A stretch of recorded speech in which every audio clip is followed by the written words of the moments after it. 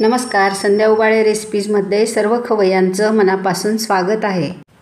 आज आपण बघणार आहोत आंबट गोड तिखट चवीची किशमिश चटणी। ही चटणी माझ्या नातवाला खूप आवडते। मी ही चटणी नेहमी करते आणि आज असं वाटलं की ही चटणी तुमच्याबरोबरही शेअर करावी। ही चटणी तुम्ही ब्रेड बरोबर, पोळी बरोबर आणि कचोरी आणि समोसा याबरोबर खाऊ शकता।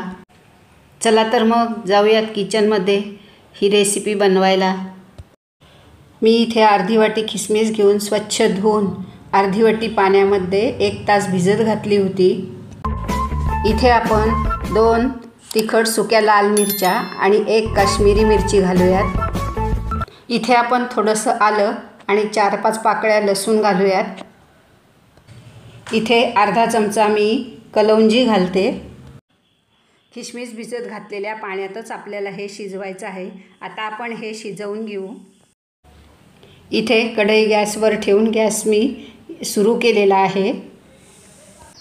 आता हे शिजत असतानाच आपल्याला अर्ध्या लिंबाचा रस यामध्ये घालायचा आहे।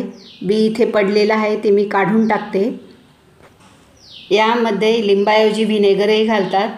मी इथे लिंबू वापरला आहे आणि लिंबू हे प्रिझर्वेटिव्हचं काम करतं। आता हे आपल्याला पाणी आटेपर्यंत शिजवून घ्यायचं आहे। आता यावरती झाकण ठेवूयात।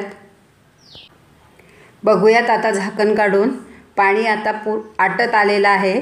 आता यामध्ये आपल्याला घालायचे आहे 3 चमचे ब्राऊन शुगर। तुम्ही गूळ वापरू शकता, व्हाईट शुगरही वापरू शकता। साखर वितळेपर्यंत याला शिजवायचं आहे।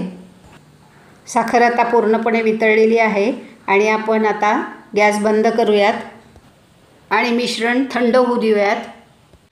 चटणीचं मिश्रण आपलं थंड झालं आहे। आता हे आपण मिक्सरच्या भांड्यात काढून घेऊ। यामध्ये आता चवीनुसार मीठ घालूयात आणि चटणी छान बारीक वाटून घेऊयात। आपली चटणी ही मस्त बारीक वाटून झालेली आहे। ही चटणी फ्रीजमध्ये 4-5 दिवस आरामात टिकते। मस्त अशी ही आंबट गोड तिखट चवीची तोंडाला पाणी सुटणारी ही चटणी तयार झालेली आहे। चला तर मग मैत्रिणींनो, रेसिपी आवडली असेल तर पटकन लाईक करा, कमेंट करा आणि चॅनल सबस्क्राईब करा, बेल आयकॉन प्रेस करा।